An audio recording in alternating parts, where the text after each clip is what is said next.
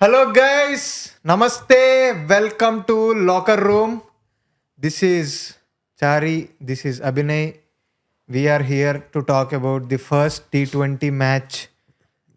ఇంక ముచ్చట్లు అవి అంతే మ్యాచ్ చూసాము, మ్యాచ్ తర్వాత మాట్లాడుకుంటున్నాము, మీరు వీడియో చూస్తున్నారు అంతే. To keep it very simple. So south Africa India T20 series start అయింది. ఫస్ట్ మ్యాచ్ కటక్ బారాబతి స్టేడియంలో జరిగింది. ఫస్ట్ మన ఇండియా వాళ్ళు బ్యాటింగ్ చేశారు. నేను మ్యాచ్ స్టార్ట్ చేసేటప్పుడు Abhishek Sharma is playing today అన్నట్టు I was of course Abhishek Sharma ఇది అది ఆ ఊపు ఆ ఆరా క్రియేట్ అయిపోతుంది మెల్లగా అభిషేక్కి. సో మనోడు కుమ్మేస్తాడు, ఒక 220 230 మ్యాచ్ చూడబోతున్నాం మనం అని అనుకున్నా. నేను కూడా సేమ్ ఇదే వైబ్. ఎందుకంటే ఎప్పుడైతే దీనికి ఫ్యూల్ చేయడానికి నార్మల్గా ఇది ఉంటుంది, బట్ ఎందుకులే మనకు కొద్దిగా యూనో అంత కన్సిస్టెన్సీ కొద్దిగా అప్పుడప్పుడు బిస్కెట్ అవుతుంటుంది కాబట్టి హంబుల్గా ఉందాం, అది ఇది కామ్గా ఉందాం అనుకుంటే నా మొహాన్నేమో స్టాట్స్ పడ్డాయి. T20లో హైయెస్ట్ రన్స్ ఇయర్ ఇది. అండ్ ఇండియన్ స్కోర్స్ చూస్తుంటే first Abhishek Sharma 700 and something, and తర్వాత చూస్తే తిలక్ at 380, 200 100s ఇయర్ మొత్తంలో ఒక్కడ ఆడాడు బ్యాటింగ్ మొత్తం. అంటే ఐ వాజ్ లైక్ క్రేజీ. ఇంకా ఈరోజు ఈ 5 T20sలో ఎంత ఒక 250 రన్లు కొడితే 1000 runs, క్రేజీ అది ఇది అనుకున్నాను.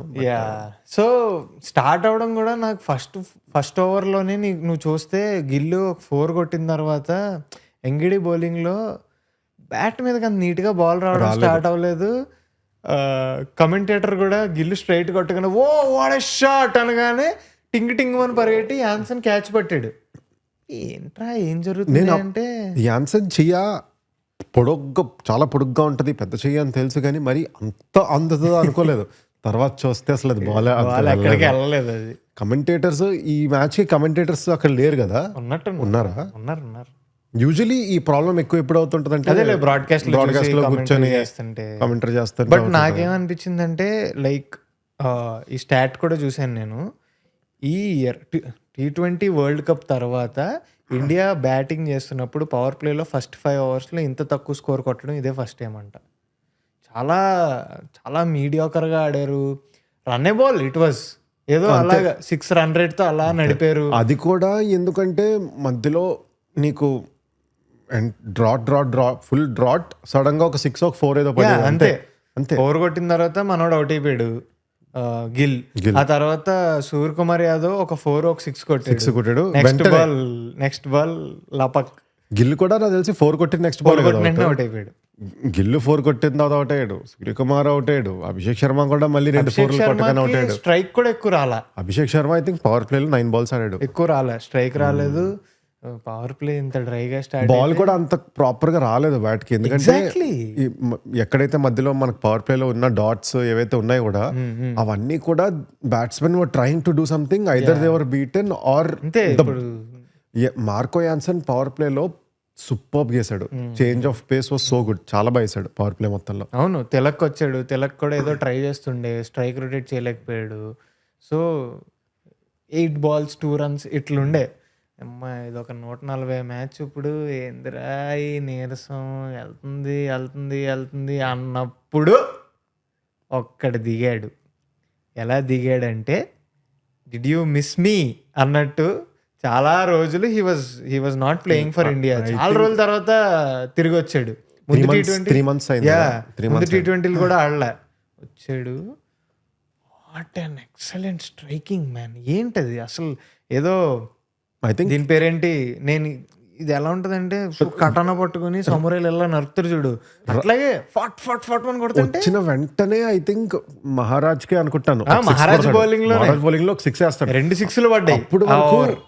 అప్పుడు వరకు మన స్కోర్ చూసుకుంటే నేను ఆ స్కోర్ చూసి మొత్తం పడిపోయారు అందరూ గాన్. ఇంకా ఏంటిది, ఇంకా మొత్తం హార్దిక్ కూడా ఓకే, కొద్దిగా మన స్కోర్ లేదు కదా, అట్లీస్ట్ కొద్దిగా మెల్లగా ఆడుకుంటూ లాస్ట్ లో తర్వాత కొడతాడేమో అనుకున్నాను. రాగానే అలా కొట్టగానే ఓకే నైస్ వెరీ నైస్. చాలా బాడాడు. అండ్ ఇప్పుడు అప్పుడు అక్షర్ పటేల్ ఉండే కొంతసేపు హార్దిక్తో పాటు. బట్ హార్దిక్ వాజ్ లైక్, ఎప్పుడైతే ఆ 2 6లు పడ్డాయో కేశవ్ మహారాజ్ దాంట్లో ఇంకొచ్చాడు, ఫామ్లోకి వచ్చాడు. తర్వాత నోకియా అని కొట్టాడు. అందరినీ కొట్టాడు రా.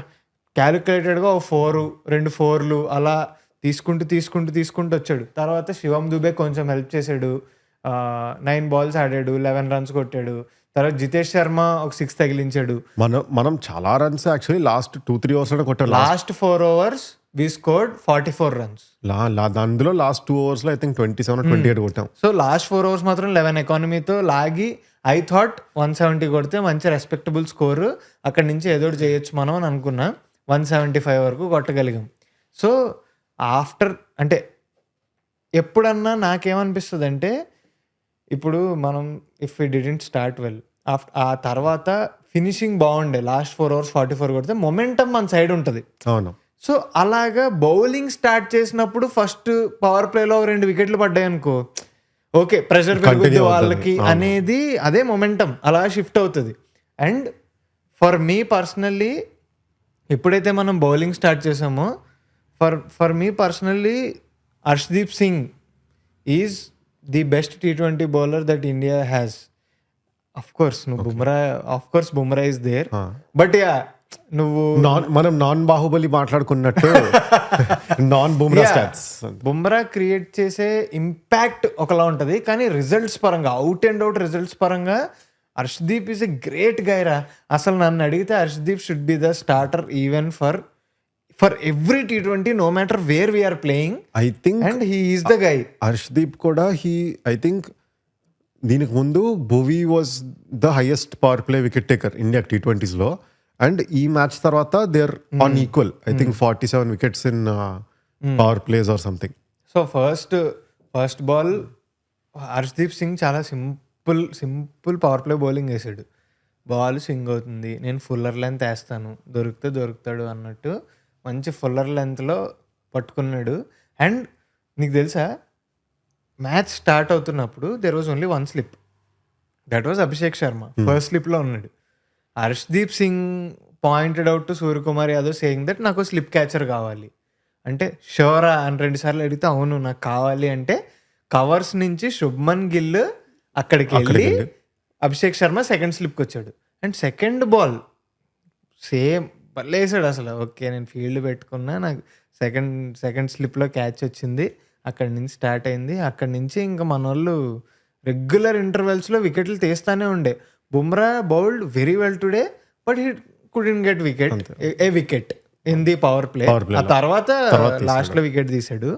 తర్వాత వరుణ్ చక్రవర్తి వచ్చాడు. వరుణ్ చక్రవర్తి దాంట్లో ఒక 6 or 4 పడ్డాయి. ఓకే కొడుతున్నారు. నాకు ఇదే మనకి ఇన్నింగ్స్ మొత్తంలో సౌత్ ఆఫ్రికా నాకు ఇంకా ఎక్కడో, ఎందుకంటే ఓడిఐస్లోని వీటిలోని చూసిన తర్వాత వికెట్ పడినా సరే, మనకి వికెట్ పడినప్పుడు నాకు కొద్ది భయం వేసింది, కానీ వాళ్ళకి వికెట్ పడినా అరే ఉన్నారా వాళ్ళకి ఇంకా ఉంది, వాళ్ళకి యాన్సన్ వరకు ఉన్నాడు, ఆడొక్కడే ఆడిగలడు మనిషి. సో అక్కడ వరకు నాకు ఆ భయం ఉంది. కానీ మనోళ్ళు ఇన్నింగ్స్ మొత్తం ఆడారు, సడన్గా ఒక 4 or 6 వేస్తారు, వాళ్ళకి ఇస్తున్నట్టే ఇచ్చి ఇలా లాగేశారు, వికెట్ తీస్తారు. రెగ్యులర్ ఇంటర్వెల్స్లో వికెట్. ఇప్పుడు నువ్వు చూడు, ఫస్ట్ ఓవర్లో వికెట్ పడింది, థర్డ్ ఓవర్లో వికెట్ పడింది, 6th ఓవర్లో వికెట్ పడింది. సో అలాగా మళ్ళీ 7th ఓవర్లో వికెట్ పడింది, 8th ఓవర్లో వికెట్ పడింది.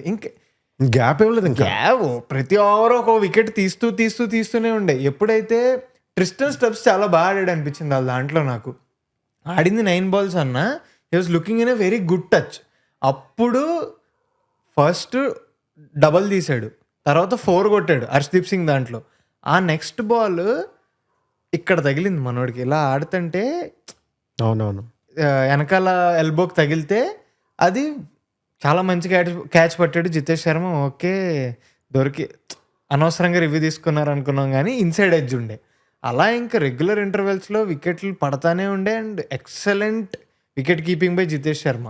హార్దిక్ ఐ థింక్ ఆ డేవిడ్ మిల్లర్ వికెట్ అయితే ఆ బాల్ జితేష్ శర్మ ముందుకి డైవ్ చేసి క్యాచ్ చేశాడు. అండ్ అప్పుడు కూడా దేవర్ నాట్ షూర్ వాళ్ళు తగిలిందా ఏంటా అని. ఎప్పుడైతే పాండ్యా చెయ్యెత్తి అవుట్ అని చెప్పి వెళ్ళిపోయాడు, నేను ఇంకా and also next Donovan Ferrer అది మంచి క్యాచ్ పట్టాడు Jitesh Sharma, very good catch. So regular intervals లో వికెట్లు పడతానే వచ్చాయి. అండ్ ఐ డిడెంట్ అంటే నేను నిజంగా అనుకోలే 100 runs తేడాతో గెలుస్తామని అనుకోలే నేను. టైట్ మ్యాచ్ అవుతుంది అనుకున్నా. సరే this is a good total, but ఏమో కొద్దిగా మేబీ గట్టిగా ఆడాలి ఏమో అనుకున్నాను. ఫీల్డింగ్ బాగా చేశారు మన వాళ్ళు ఈరోజు. ఫీల్డింగ్ బాగుండే, వికెట్లు బాగా పడ్డాయి. అండ్ ఆన్ ఏ హోల్ డ్యూని అంటే ఇప్పుడు మన ఈ టైమ్ ఆఫ్ ది ఇయర్లో మన ఇండియన్ పిచ్చెస్లో, మన ఇండియన్ గ్రౌండ్స్లో డ్యూ ఉంటుంది. కానీ డ్యూని అంత ఎఫెక్ట్లోకి తీసుకురాక ముందే వికెట్లు కాన్స్టెంట్గా తీసి, అండ్ మనకు 5 బౌలర్లు వేశారు. Every one picked up wickets. So very good. Axar Patel and Varun Chakravarthy కదా వాళ్ళు బౌల్డ్ చేసింది ఉంటుంది చూడు, నోకియా తోటిని ఇంకా మార్కో యాన్సన్ది. Very satisfying, exactly very satisfying.